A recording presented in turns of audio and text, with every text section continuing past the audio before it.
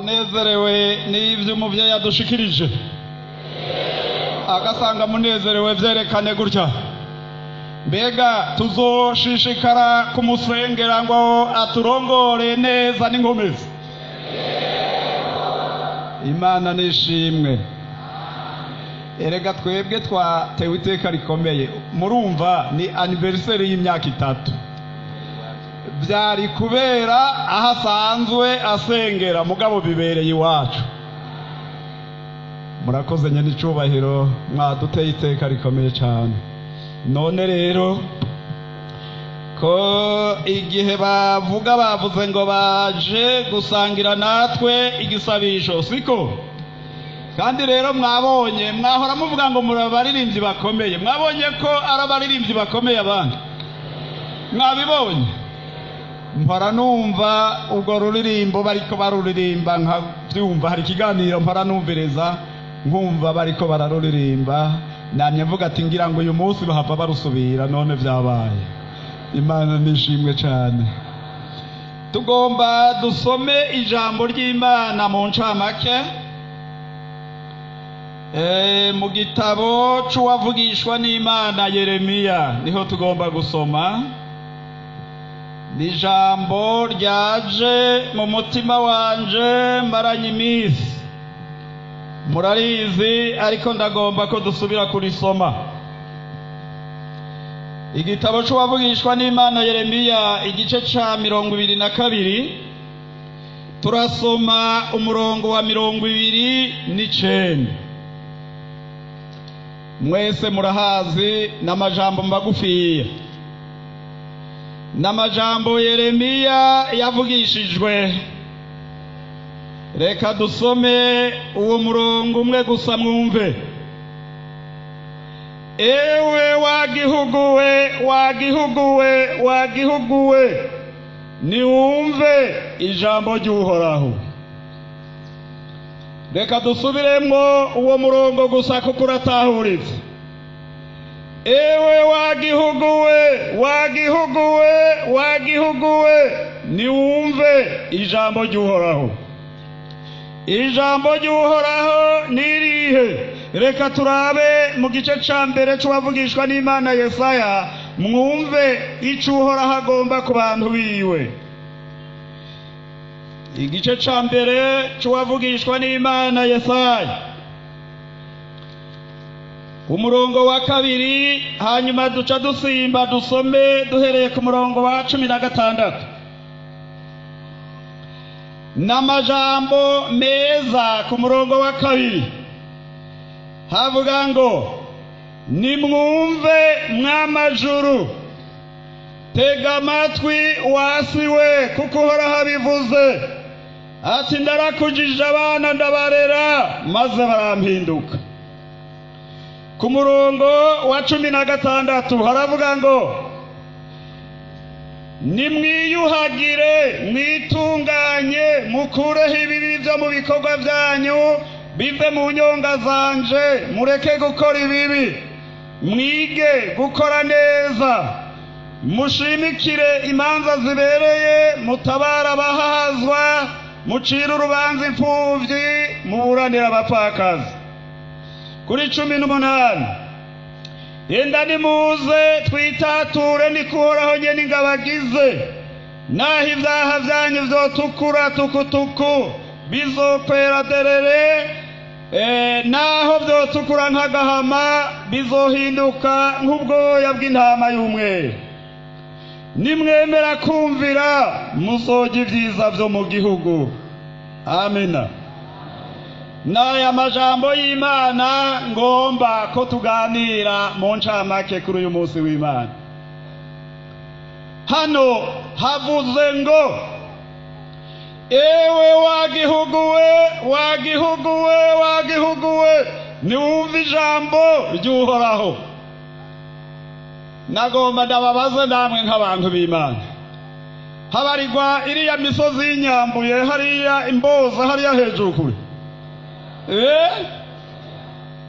igihugu, isi n'abayibako. Aha ntihavugwa isi, havugwa twebwe tuba kuri yo. kuko umuntu ni umwami w'ibiri ku isi bingahe? N'amafi yo mu kiyaga n'ibiguruka mu kirere n'ivyo vyose Uhoraho yarabimuhaye. Niwumva ijambo ry'Uhoraho. Uhoraho rero ico avuga ngiki, afitaniye imiburano n'abantu biwe. Yariko aravugana n'Abisirayeli, ariko jewe uyu munsi singomba kuvugana n'Abisirayeli, ndagomba kuvugana n'Abarundi n'Abakristo bo mw'ishengero rya Pentekote n'aba bantu bose baje hano uyu munsi. Uhoraho afitaniye imiburano n'abantu biwe muri iyi minsi y'iherezo, kuko abantu bamuvuyeko bagaca batangura gukora ibinyuranye n'ubugombe bw'Imana. Umva, Uhoraho aravuga ngo naravyaye abana ndabarera ndabakuza, ariko barampinduka. Usubiye hariya mw'isezerano rya kera nkaguma hariya mw'itanguriro, hari igihe Uhoraho yarema abantu, ararema n'ibintu mu ntangamarara, murabizi namwe, ngo aravyitegereza abona ko bisa gute, kwari vyiza. Uhoraho aranezewe, ararondera n'itongoga arashiramwo umuntu. Abantu bamwe bamba babesha bavuga ngo kurima ngo vyazanywe n'icaha. Watahuye Bibiliya nabi. Imana ivuga ngo itunganije iryo tongo irishiramwo umuntu, iramubarira ngo uzorizigame, uzoririme, uzoritunganye, kandi nta caha cari bwaza. Imana iramuha n'amazi yo kunywesha. Abagoronome harya uwabatanze n'uwabaremye irashiramwo inzuzi zo kunywesha iryo tongo. Hanyuma Imana iritegereza ngo ibona vyose ko ari binga, ko bimeze gute, ari vyiza. Mugabo genda mu gice ca gatandatu. Mu gice ca gatandatu c'itanguriro niwasoma, hariho umunsi ngo Uhoraho yitegereje ingeso z'abantu, aritegereza ivyo bariko barakora, arabaraba, hanyuma ngo aricuza ico yaremeye abantu. Urumva, ubwa mbere yaranezewe ko ari vyiza, mugabo haraje kwicuza ico yaremeye abantu. Kubera iki? Ngwi bari bononye ingeso zabo. Abavuye aherega batwigishije bavuze ngo abantu baragoye kurongora. We abantu batumvira n'Imana na Yesu batamwumviye, nanone baguhaye kurongora abantu baba baguhaye, yemwe ntaho vyoroha. We abantu batemera Yesu, kandi ga abantu bato bato murahiriwe. Abantu bato batitangazo rije muca munezerwa mugakoma amashi.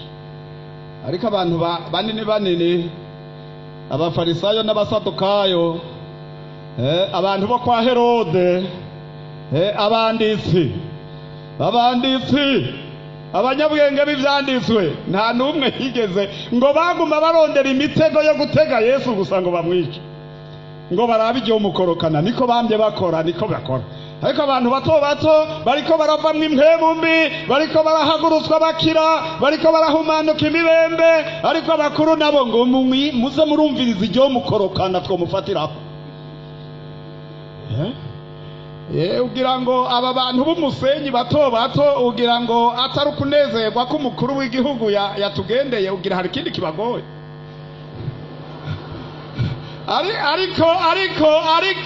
ariko uravye bariya abantu bari, murababona hariya ntimubabona? Imana niyibabona.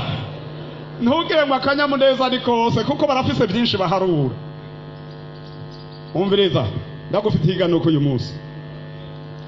Ewe wagihugu we, niwumva ijambo ry'Uhoraho. Nimuhindukire. Umva, duhindukire, tuve mu ngeso mbi, tuve mu kononekara, tuba abana b'Imana bashitse, tuzoraga ubugingo. Umva, hariho ibintu bigoye muri iyi myaka, turiko turashikwako n'amaherezo y'ibihe.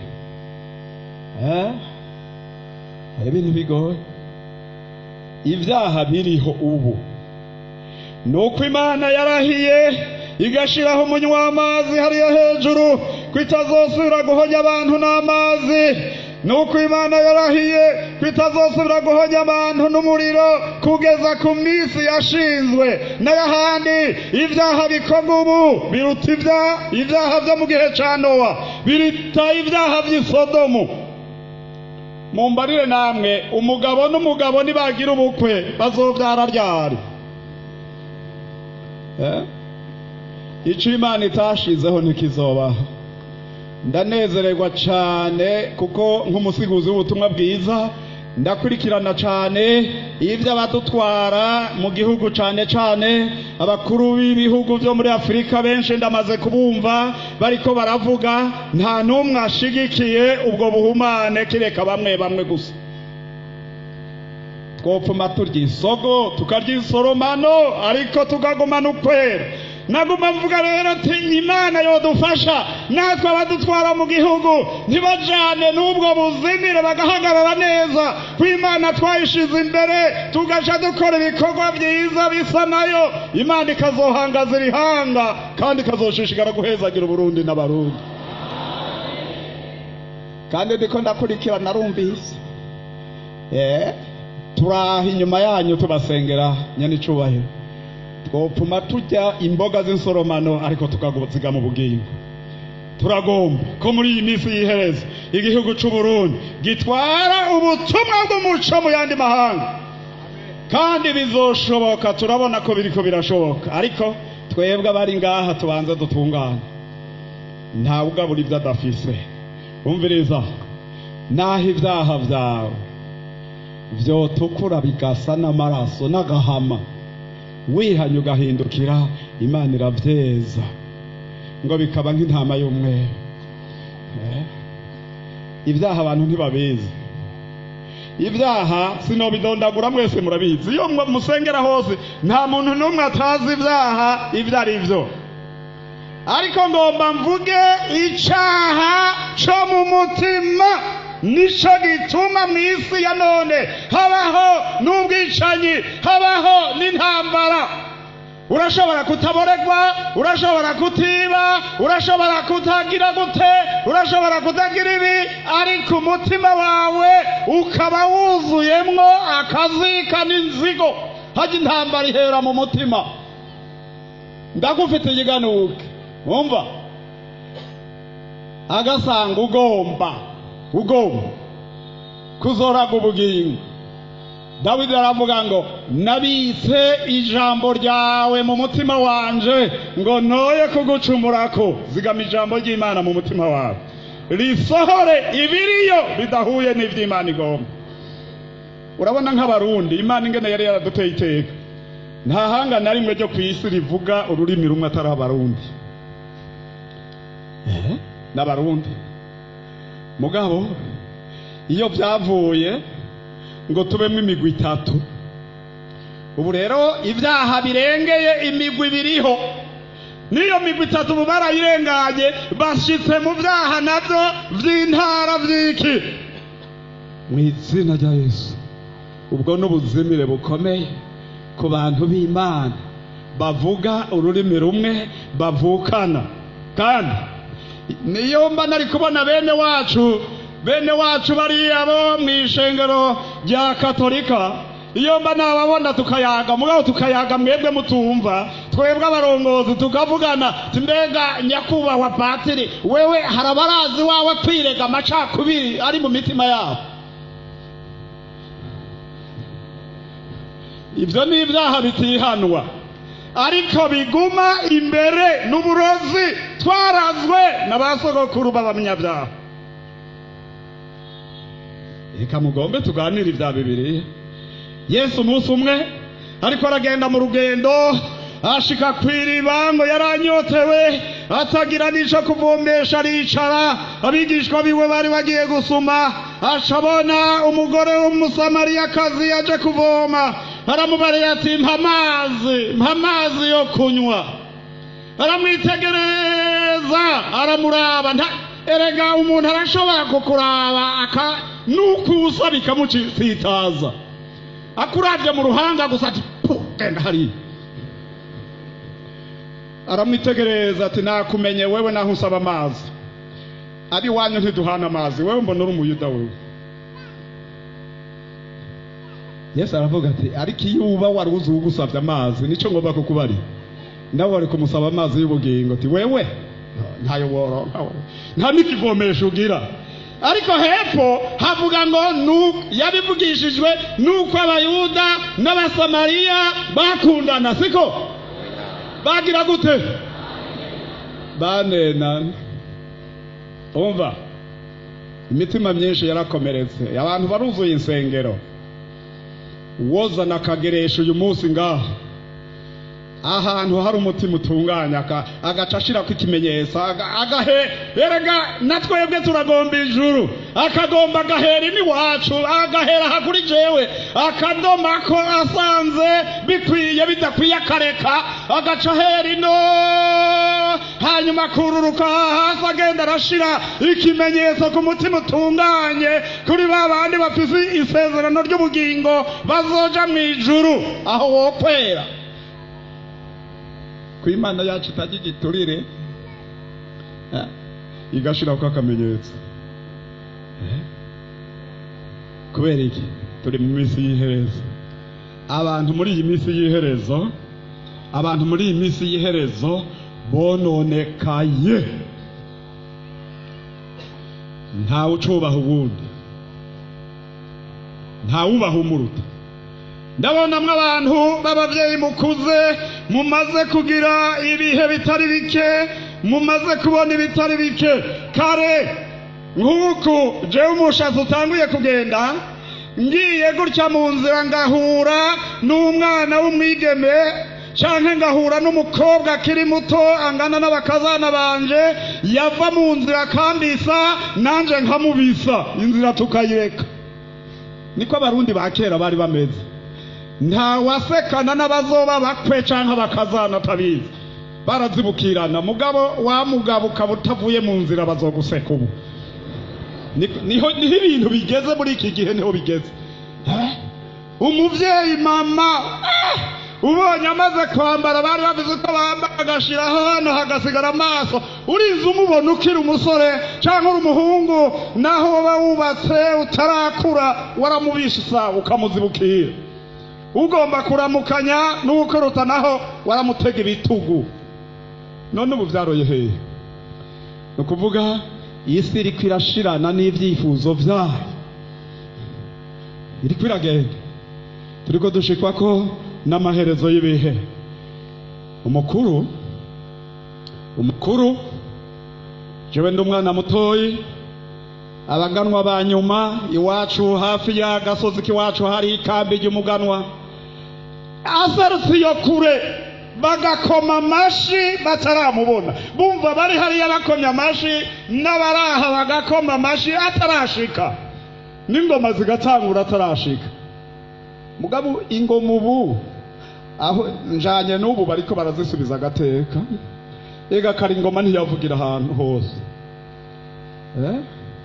Kubera iki? Nukuvuga hariho ibintu bimwe biriko biragenda bishira.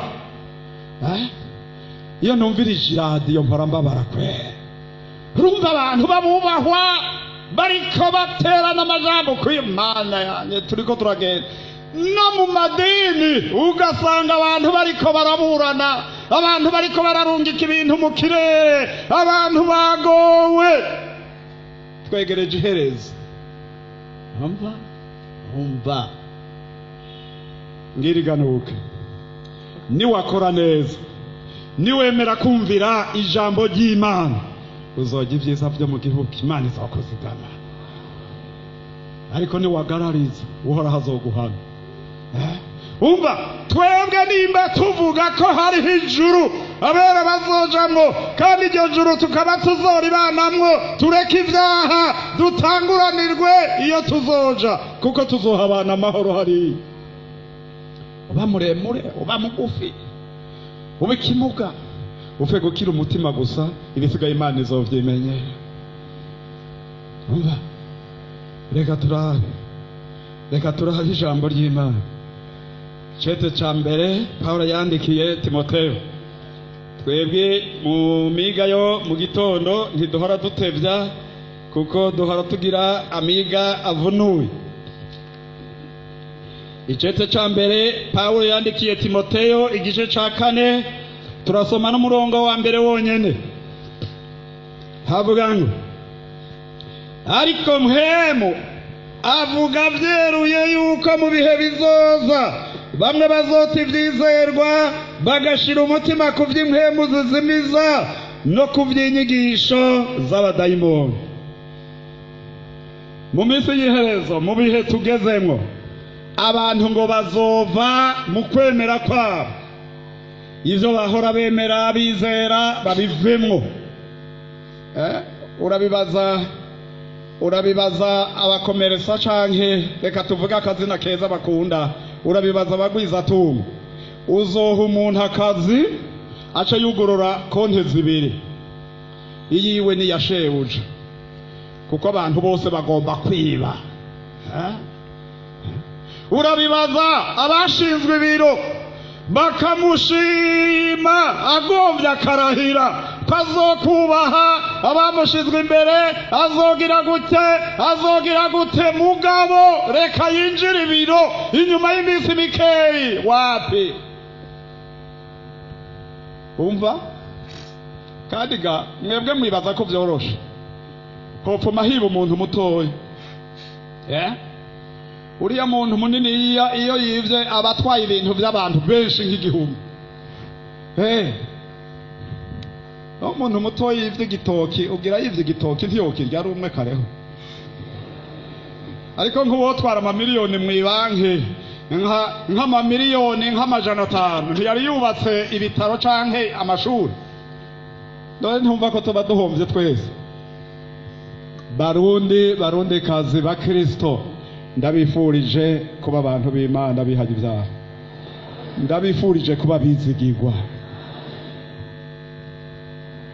Ubu mwezegegwa mobe korwa byawe goshe sakogofa ozo kwambe kwegetse. Bakristo mukorera mu biro muriko murandaba ndababona, tuze twumve mwarabaye abizigirwa ntimutukishe Imana, kuko ni waba umwizigirwa bazotongera, bazogutuma abandi bizigirwa.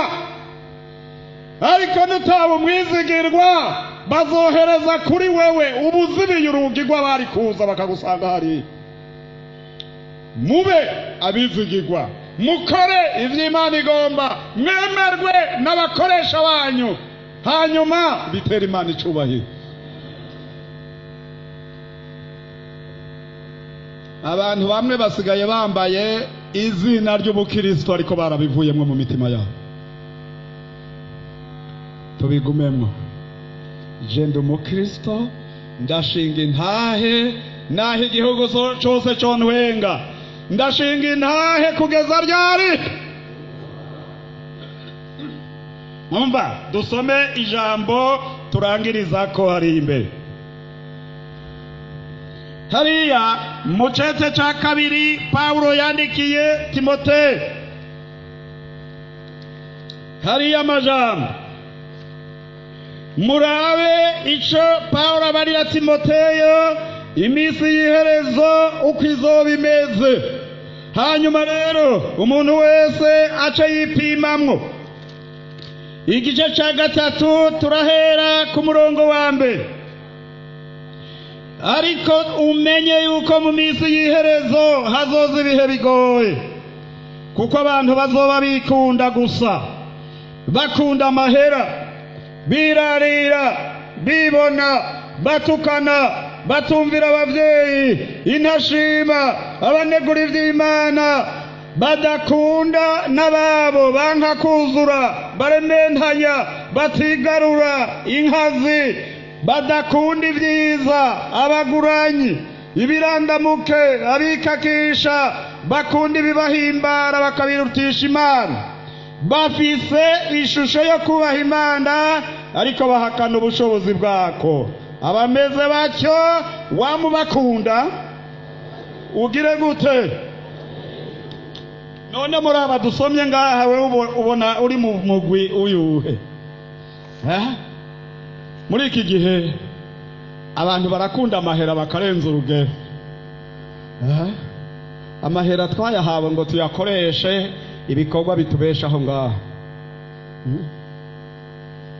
Hano iyaba Imana ivyo yaduhaye yo bitwishuje vyose, iyaba yo bitwishuje vyose, none Imana ni nyembabazi. Yaduhaye isi nziza iriko ibiti, ivyatsi, iduha n'amazi. Ivyatsi vyose twabimaze n'ibiti twabimaze. Isi yatanguye kuzana ubuhanza nk'uko kwiwanje. No kuvuga rero igiye kutagira icitumerera. N'amahera twagira ngo tuyaronse dusabikanye ingene twosubira kurondera intabire, twosubira kurondera ibitunga bikadukwira twese, tugongera gutabira yasi baba twabarirwa ko tuyizigama. Ubironse wese aca bikara umwe, bato bato tugaca tuhahonera. Umva abantu b'Imana, reka rero agaco, reka gaco. Turanezerewe umunsi ko Sebarundi yasengeye ngaha, turamushigikiye mu vyarimwo. Erega kurwana n'abantu bariko barabika bonyene ntivyoroshe. Batanguye igikorwa gikomeye, ariko muri kumwe n'Imana birashoboka. Amen. Twebwe kugira ngo ico dukora ngaha, twebwe tubarira abaduhamvya nyakubahwa. Abaduhamvya nibo tubarira batunganye, baca baborohera nabo bakabafasha aho mubashize, mugasha muraba ko bakoze neza. Hanyuma muri ico gihe twebwe tuja tuvuga ati twafashije igihugu. Iyo abantu bahevye ivyaha bagakora neza, bakorohera ababatwara, tuca dushima Imana. Ariko iyo twumvise babaye ibindani hariya, tuca tuvuga ati karabaye, none wa muco na kwa kuri twigisha bizoseruka ryari? Umviriza rero, abantu muri iki gihe baranka no kuzura. Iri jambo riragwiriye, mbere iri jambo ntirifata abarundi gusa. Kw'isi baratevye barashiraho na ONU kugira ngo ishireho inzego, arizo umutekano, arizo kugarukana ibi, arizo kugira ibi. Abantu barashiraho amahera menshi, amamiliyoni n'amamiliyoni, ariko umutekano nturagaruka. Mugabo bakoramwo ayo mahera bazoyajya kugeza ku nzamba. Kubera iki? Ntibigaruka. Abantu barononekaye mu mitima yabo, harimo uruhagarara. Sekibi yarabaguze, Sekibi yarababoshe. Dusabe mpemu yera, dusabe mpemu yera dusenge, ngo adusengera niha aravye ivyo abantu bakora, akadusengera uko Imana igomba. None umuntu arimwo mpemu yera, reka tuvuge arimwo mutima mweranda, kuko turi abakristo bava mu mpande nyinshi. Mutima mweranda, mpemu yera, Saint Esprit, twese turamuhurirako. Iyo bigiye mu zindi ndimi tugaruka hahandi tugahura, kuko inzu yose irafise uko yubatse. None urimwe mpemu yera arashobora kwiba?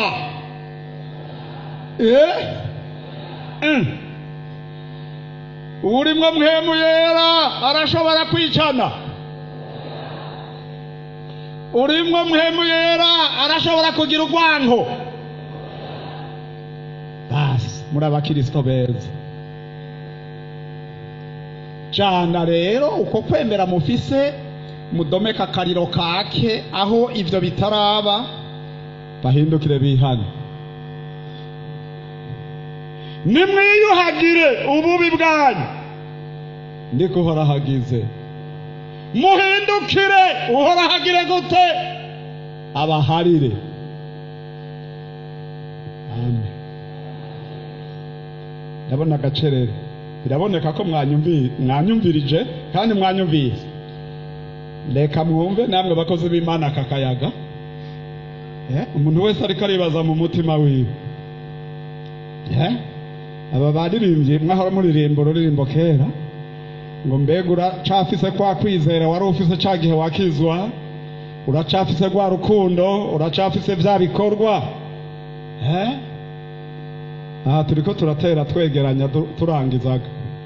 Murazi twebwe aho duhora turangiriza murahaze ntimuhaze.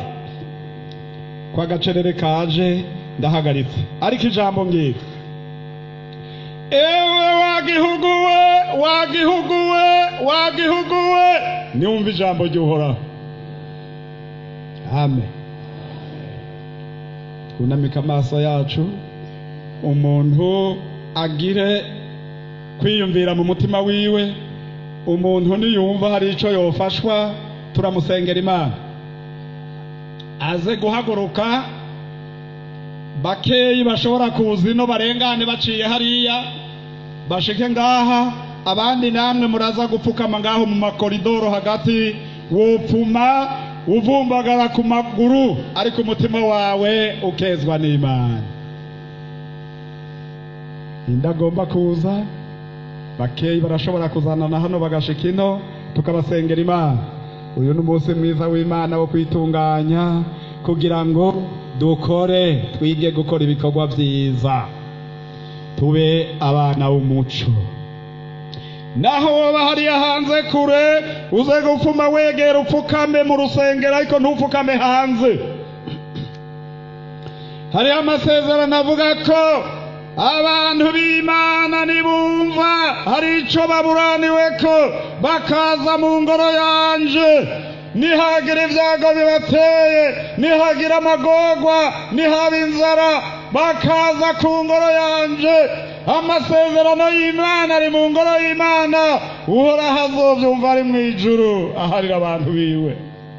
Turagomba gusengera aba bantu baje, turagomba kubasengera Imana. Abandi murashobora gupfukamaho mugeze tubasengere, ariko ntihagire umuntu apfukama hanze. Mwese mupfume mwegera ku gisafu c'ingoro y'Imana. Tugira dusenga Imana, tugira dusenga Imana. Imana batabara. Nsabe hano umwongere wa kabiri mubanze murengana ino, aba bantu mubaragize Imana. Imana batabara. Yego duce bugufi dusenge, tubasenge. Turagushimiye Mana Data wa twese uvyagiye ahera mu ijuru. Amen. Turanezerewe n'uno munsi wongeye gukoranya ihanga ryawe kugira ngo uricurire amajambo ugigishe kukubaha. Turagushimiye ijambo ryawe ko ryongeye kutwibutsa yuko ico dufasha ari ukumva ijambo ry'Uhoraho n'ukuryubaha no gukora iki jambo ry'Imana rivuga. Iyi mitima iraciye bugufi kuko umuntu wese ijambo ryawe rimubereye icirore, yisuzumamwo yirabamwo kugira ngo arabe ukwasa. Uwumvise yuko ari ikintu atunganya imbere zawe Mwami, araciye bugufi. Barapfukamye, bariko barakongorera ibyabagoye, bariko barakongorera aho bagize intege nke, bariko barakongorera aho bakehaniwe bakanyuranya nawe. None nubagirira imbabazi. Ya maraso ya Yesu Kristo amwe yava Mwami ku musaraba igorogota yuhagiriye imitima kugira ngo ico imyanda ubucafu bwose burimo bukugweho, abantu bahindure bashasha. Uhereye no munsi bige kukumvira, bagende nk'uko ijambo ryawe rivuga. Ijambo ryawe ribamurikire mu mitima yabo no mu nzira zabo Mwami, bakore nk'uko ugomba, bagira amahoro Mwami mu mitima kandi bamenye ivy'Imana igomba. Ubaha inkomezi zo kubandanyira urugendo baguhanze amaso kugira ngo bazorusozera amahoro muri vya vyicara ijambo ryawe ritubwira biriko birategurwa bazoronkemwo. Urakoze ko bagiriye imbabazi, urakoze ko bafata ukuboko muri urugendo rutoroshe, bahanga amaso inzira y'umusaraba kuko nizo dushikana mu ijuru. urakoze turagushimiye ko byumvise kandi ubikoze imitima yabo ihumure ahantu bafukamye mwami bahakure ijwi ribahumuriza ribaremesha yuko bahindutse abana b'Imana Imana ibemera kandi izobazigama turagushimiye mu izina rya Yesu Kristo mwami n'umukiza wacu amen.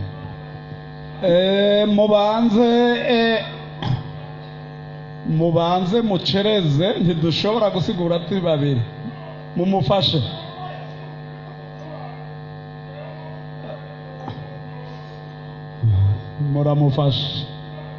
muramufashe aha mu rusengero ubanze ucereze ntituvugishwa twese ubanze ucereze twagomba dusabe abafise imitwaro yindi aba bakiriko barafashwa bahagarara aho bari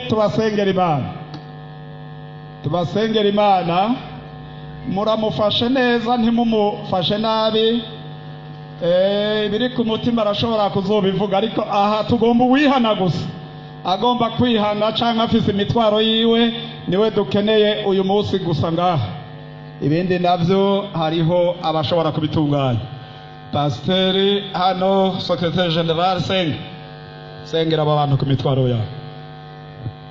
Urero uragororotse Mana yacu waduhaye agakiza muri Kristo Yesu kandi muri iryo zina risumba yandi mazina hariho gutabagwa. Yesu Kristo ko wari urejo no munsi ni kuri ndikuzokwama ibihe bidashira. Umuntu wese akwegamise ku mutima akakubwira icyo yifuza mu mutima yizeye abameze nka wa mugore yagukorako agakora ku mpuzu zawe wari yibwiye ngo naho nokora ku buyonga bw'impuzu za Yesu nokira. Aba bantu bahagaze imbere yawe mwami kubw'ukwizera kandi Yesu uri hano urigaragaza mu ijambo ryawe ubasha bwawe buracariho na bugingo n'ubu. Aba bantu turabasengeye umuntu wese afise ibimusesekereje nibimugoye kubw'ubushobozi bw'ijambo ryawe na mpwemu w'Imana twahawe. Ibi bisigo byose bive mu bantu, ibi bitero byose turabihagaritse, izi ngwara zo mu mitwe turazihagaritse, ingwara z'ubumuga bwose turazifashe miri. Turatangaje ugukira ku bantu baje mu ngoro y'Imana, turatangaje amahoro ku bantu baje gushengerera Yesu. Ugirire neza umuntu wese icyo ariko arakwereka kandi akubwira ngo ibidashobokera abantu kuri wewe birashoboka, mukorere uko yizeye. Hari n'abandi mwami bafise ibibazo batabona nge nabo bisohokamwo. Mwami turasabye ibimeze nk'imisozi bicika ibiyaye imbere y'abasabyi bawe, umuntu wese umucira inzira ko yaje mu ngoro yawe abona gutabagwa. Urakoze mwami ko aba bantu bose bahagaze imbere yawe bagiriye neza kandi kubakijije kandi kubakoreye icyo bagusabye. Natwe tubasengeye twizeye mu izina rya Yesu Kristo umwami wacu amen. Imana ibahezagire kandi bumve imitwaro yanyu iyakire. Tugomba guhereza ku kintu ca nyuma twese duhagurutse imbere y'Imana. Twese umuntu wese ari muri iki kibanza hagarara hari turaza gushikanira Imana, ariko muri ibi bihe hariho ibintu byinshi by'imitwaro rusange tugomba kwereka Imana ngo Imana idutabara. Twahagaze gutya muri ya minsi mibi, isi yari kwiraganya, korona yateye, abantu bihebuye, turiko turashiraho ibintu byinshi byo gukaraba, turiko turagura imiti, turiko turagira gute, turatabaza Imana ati Imana ibuka Afrika, ibuka Burundi, ntidufise ibikoresho bikwiye, hagararira abantu bawe Mana. Imana yarabikoze. Abarundi turacariho, hari ibindi bigoye Burundi, hari ibindi bigoye amashengero. Tugomba tugorora ibiganza imbere y'Imana tuvyereka Imana. Imana yacu ni nyakubahwa, ni data wa twese. Imana ni data wa twese, Imana ni nyakubahwa. Tugira dusenga Imana. Mana data wa twese, uri Imana yera, uri Imana ikomeye, uri Imana itameze nk'abantu uvugana na Yeremiya uramubarira ngo mpamagara nanje ndakwitaba ndakwereka ibyikinze ibyo utari bwabone. Uvugana n'umwami Salomo abantu banje bitirirwa izina ryanje nibaza imbere yanje hari bibagoye ninaba nakinze ijuru imvura ntirwe nihaba hari ibibazo bikomeye nihaba hari biza bakaza mu ngoro yanje nzovyumva ndi mw'ijuru. Haleluya!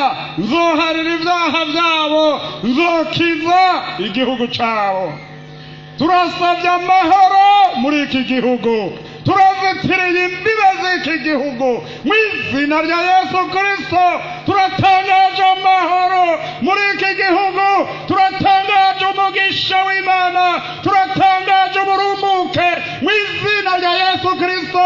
Amahoro y'Imana aganze muri iki gihugu. Turagushimiye mwami wamuvuga ngo turavize igikorwa waduhaye cyo gusabira abami, cyo gusabira abashizwe hejuru kugira ngo tube mu mahoro.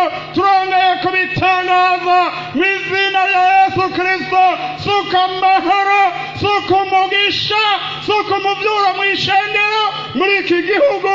Reka umuco wake muri iki gihugu. Turatangaza umuco w'Imana muri iki gihugu. Reka umugisha wawe mwami usendanishe. Hezagira abantu bawe baje mu ngoro yawe uyu munsi. Hezagira ishengero ryawe, hezagira igihugu cy'u Burundi, hezagira Afurika mu izina rya Yesu Kristo. Harageze kugira icyo ukorera Afurika mu izina rya Yesu Kristo. Wibuka ibihugu by'amahanga ya kure ariko cyane cyane Afurika. Turagushimiye ibyo umaze kudukorera, turakwizigiye ko n'ibindi uzokora. Tubisenze gutyo mu izina rya Yesu Kristo umwami n'umukiza wacu. Imana ibahezagire.